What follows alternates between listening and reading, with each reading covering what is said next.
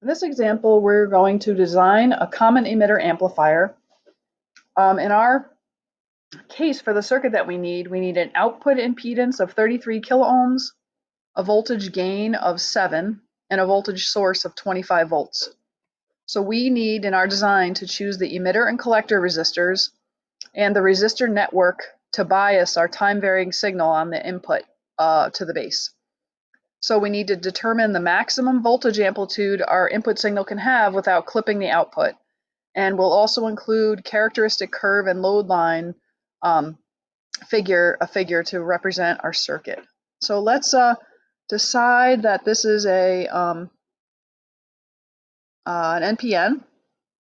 So we're going to do an NPN circuit. I'm going to use MATLAB to do all my calculations. So let's start out here.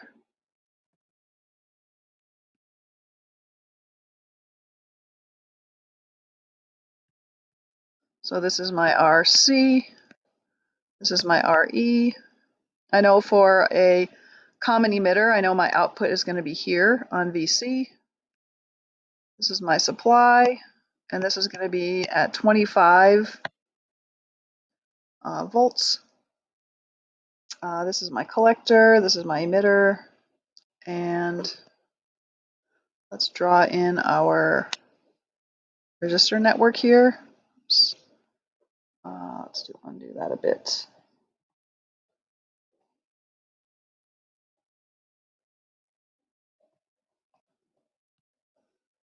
So this is my base, and I'm going to have a time varying signal here.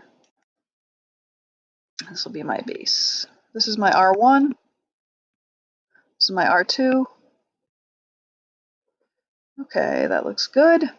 So let's just write down what we have. So we've got Z, our output impedance, we'll call that Z out, is equal to 33K. We know that AV, the voltage gain is 7. Our VS is 25. And I think that's all we have. And so I made like a little list of steps to design an amplifier. So the first thing we want to do is we want to set our RC, our collector resistor, equal to Z out. So we want to match that. So we're going to say then our RC is equal to 33K. The next thing we're going to do is we're going to set our VC equal to half the supply voltage. So we're going to say VC is equal to Vs over 2. And the reason we want to do that is if we have our output signal coming out of Vc, right, we're going to have a Vc value, and we want to have imagine an AC signal coming out of here, like that. And so we want to be able to have that AC signal be able to go all the way up to the supply voltage and all the way down to ground. So if we put our bias, our VC, our DC voltage at the output, which is at VC, if we make that half of the supply voltage, then the output signal can swing all for the positive, maximum positive value would be able to go to 25, and the minimum value would be able to go to 0. So that means our VC then is going to equal 12.5 volts. And so if we know our VC, so if we know, let me just erase some of this here. Oops. So if we know that our VC here, come on, pen. Our VC here is 12.5, and we know our VS is 25, then we know the voltage drop across here. So we're looking for the voltage drop from here to here. And so that's just going to be Vs minus Vc. And so if we take that voltage drop and we divide it by our RC, that's going to give us our IC. So IC is equal to Vs minus Vc, the voltage drop across RC, divided by RC. And now let's head to MATLAB to do some of the calculations. First, write in all of the values we know. So Z out is equal to 33 times e to the third, so that's 33,000. Our AV is equal to 7. Our VS is equal to 25. So we set our RC is equal to Z out. So let's see what that gives us. Yep, 33,000. Our VC is equal to VS divided by 2, and that should be 12.5, and it is. So our IC is equal to VS minus VC divided by 2. Nope, that's not what I wanted. So I wanted IC is VS minus VC over RC. Okay, so we get 3.7, let's say 3.79. So IC is equal to 3.79 times 10 to the minus 4 amps. Okay, so let's see what's next. So we have chosen our R, so let's just check this off. We've chosen our VC, or set our VC. We've calculated our IC, and now we see set IE to IC. And that we're going to do that because our IB, we know, is 100 times less. So we know that that's about approximately true. And then we're going to choose RE such that from this equation, we're going to use this equation for RE. Okay, and then if we know our RE and our IE, then we can calculate our VE. So let's do that. So we're going to find our IE first. So first we're going to say IE. So IE is going to equal IC. And so we're going to say that's equal to 3.79 times 10 to the minus 4 amps. And we're going to say, so since AV is equal to RC, that's the magnitude, over RE, and if we plug that in, if we rewrite the equation, we're looking for RE. So RE is equal to RC over AV. And so that's really then 33K over 7. So let's plug some more values into MATLAB. So over here, we're going to say that IE is equal to IC. And then we're going to say RE is equal to RC divided by AV. And so that means that our RE is going to equal 4,700 ohms. So RE is equal to 4.7 kilo ohms. That's great. And then we know IE and we know RE. So right here, if we know IE through here, right, and we know RE, then we can calculate the voltage VE here by Ohm's law. So let's do that. So we're going to say VE is equal to IE times RE. And so if I just do that in my MATLAB, I'm going to have VE is equal to IE times RE. And I get so VE is equal to 1.7879 volts. And then here, if I know my voltage here, then I can just add back 0.6 to get my voltage at B. So let's do that. So VB is equal to VE plus 0.6 volts. So VB is equal to VE plus 0.6, and I got 2.38. So VB is equal to 2.38 volts. Okay, and so now what I can do is, let's see what I've got here. So I've got my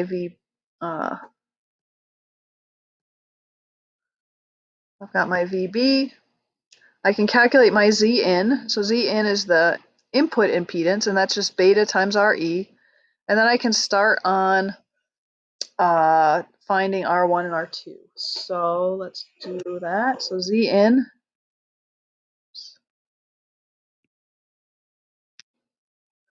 Z in is equal to beta times RE.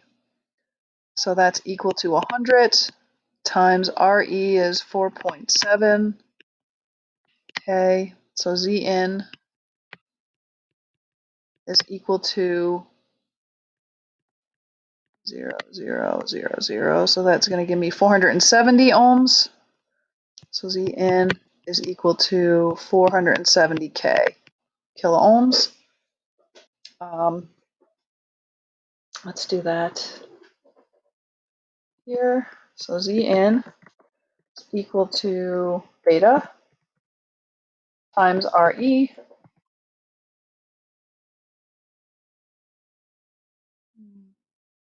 I think I haven't defined beta as my guess. So beta is equal to 100. And then I up arrow and I get, so 400 and I say 470 about, because I know I have resistors of those values, but I don't have anything more specific than that. Okay, so let's see what we've got. So I've got my Z in, and now R1 and R2. So R2, I'm going to set that equal to 1/10 of Z in. And that's because if I think about my power supply here, and this is my R1, and this is my R2, this is ground. This is my base, right? So this is my base here. So what happens is I have my I1, this is my I1, and my I1, the current from I1 splits, and some goes to IB, towards the base, and some goes to I2. And I want to make sure that my current to the transistor, so my current to the base, is pretty small. So the way I can do that is I can make the resistance of R2 much smaller than the resistance of my input impedance. So that's why I set this equal here to 1/10 of Z in. So that input impedance is like resistance. And so I want this resistance to be less than what the resistance looks like of my signal going in. So a lot more current will go to R2 if the resistance is lower. Okay, so I'm going to have R2 is equal to Z in over 10. And so that means R2 is equal to 47K. And I just divided the Z in by 10. And now the next thing I'm going to do is figure out my IB. So I've got this one. So IB I can figure out from IC. So I know that IB is equal to IC over 10. So let's put some of these numbers in the MATLAB. So R2 is equal to Z in divided by 10. Right? And IB is equal to IC divided by, that should be 100. Right, 100. So I'm going to have IB is equal to 3.79 times 10 to the minus 6 amps, or 3.79 microamps. And now I can figure out my I1. So I have I1, remember, is just IB plus I2. So if I plug that into MATLAB, I'm going to have I1 is equal to, I wonder if I calculated I2. Let's see. We'll see. Plus IB. All right, so how did I calculate I2 again? Oh, right. Okay, so how do I calculate I2? Let's do this right over here. So I2, if I look back at my transistor for a minute, right here on my R2, here, if I know VB, this is my voltage here, and I know my R2, which I have now, then I can calculate what my I2 is here. So let's go ahead and do that. So I2 is going to equal VB over R2, right? And so if I do that in MATLAB, I2 is equal to IB, or VB, divided by R2.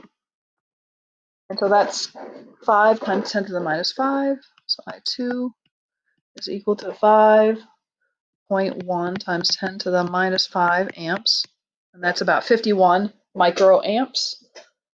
And then, so then on my I1 here is IB plus I2, so I can just do that in MATLAB. I1 is equal to IB plus I2. I get I1 is equal to 5.4 times 10 to the minus 5 amps. And now I can calculate R1. So going back up here, if I know the current through I1, if I know the current, current through I1, R1, and I know the voltage drop across. So the voltage drop across R1 is going to be Vs minus Vb. Then I can figure out my R1. So I will do that. So I'm going to say R1 is equal to the voltage drop Vs minus Vb over I1. So R1 is equal to Vs minus Vb divided by I1. Okay, so I get R1 is equal to 416 kiloohms. So that's my R1.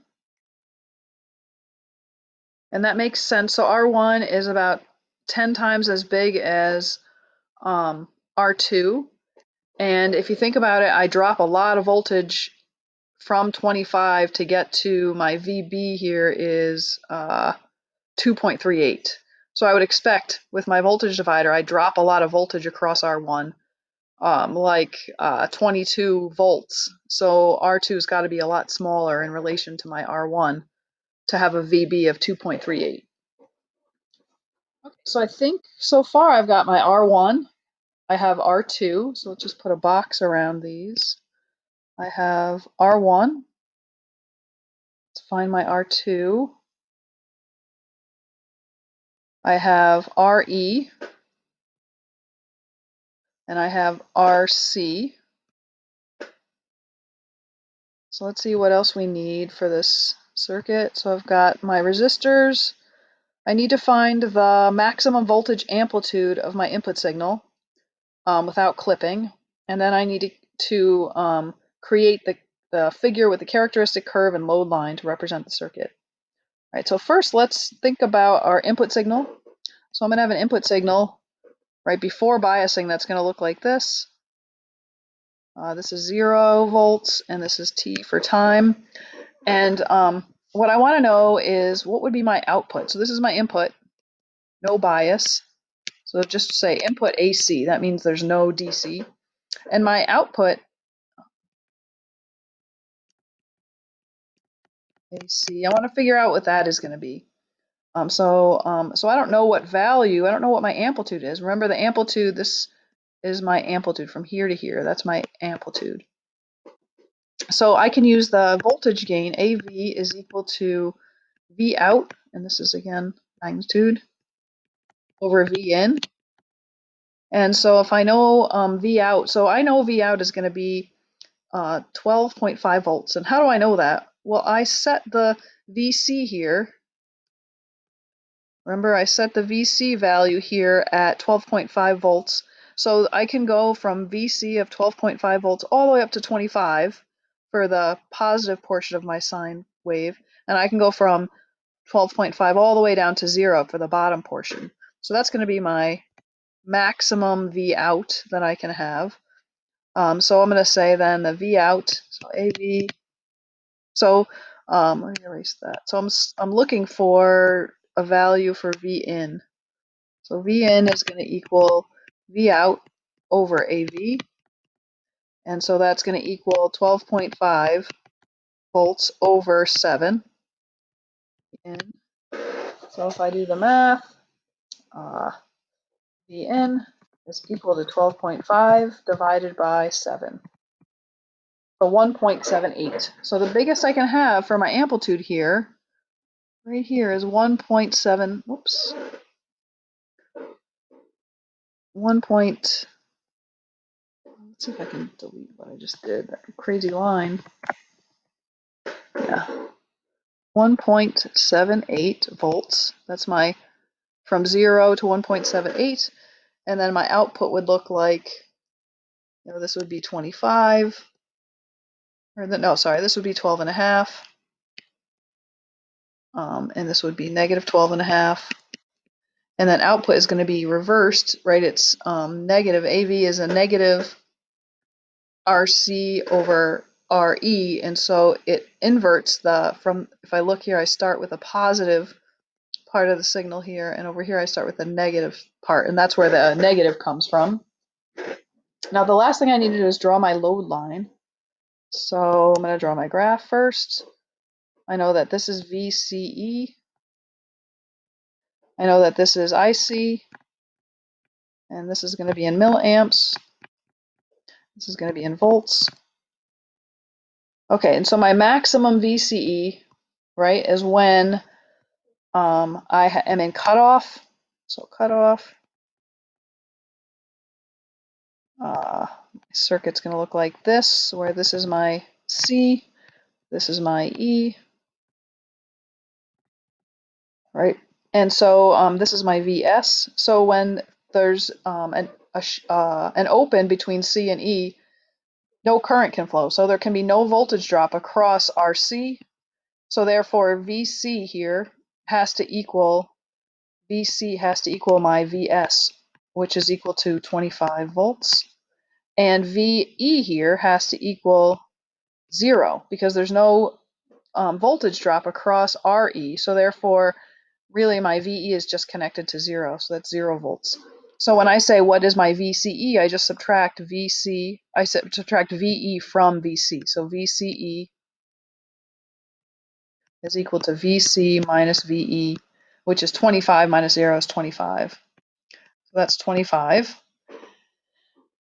And just fix that. Yeah. Okay. And then how do I calculate my IC, the maximum collector current? I look at the saturation condition. Remember that cutoff and saturation is what we were calculating before we started amplifiers. So this is just like turning on all the way my, this is C, this is E, turning on all the way my collector to emitter circuit. Okay, and so now with saturation, what I do is I draw just a wire in here, and there's no voltage drop between C and E, right? It's just a wire, meaning that my voltage at C is equal to my voltage at E. And I can calculate what the maximum current is through the collector so that my IC is going to equal, this is my VS, is going to equal VS divided by RC plus RE. And so we can figure that out in MATLAB. So we're going to call this IC saturation equal to VS divided by RE plus RC.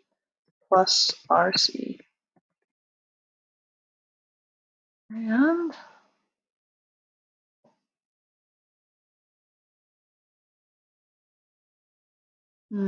I know what it is. It doesn't like dashes. It would prefer underscore. There we go. So it's going to be 6.63. So IC is equal to 6.63 times 10 to the minus 4 amps, and that is equal to 0.663 milliamps. Okay, so this spot right here is 0.663 milliamps. And now I can draw a load line across from here to here. Right, and now what I want to figure out is where am I actually operating? And I can go back and find my IC, which is 3.79 times 10 to the minus 4, so 0.38. If I go look over here, 0.38. Let's just say that's about halfway, just because Gonna be hard to draw anyway. And then VCE, so our VCE, what is our VE is 1.79. So let's see if we can calculate our VCE is equal to VC minus VE. So 10.7. So our VCE, let's not do it there, I guess. I'll do it down here. So our VCE is equal to 10.7 volts. And that's about almost halfway, not quite, say there. So let's say we're operating right about here on our load line. And so if I want to draw the characteristic curve, I'm going to come up and over kind of like that through our load line, and that's going to be my IB. And I know my IB is equal to, see, I can just print it out here, IB. 3.7, so let's say 3.8 times 10 to the minus 6 amps, or 3.8 microamps. And so I think we've completed everything that the problem asks for. Characteristic curve, the load line, and then where we're operating. Okay.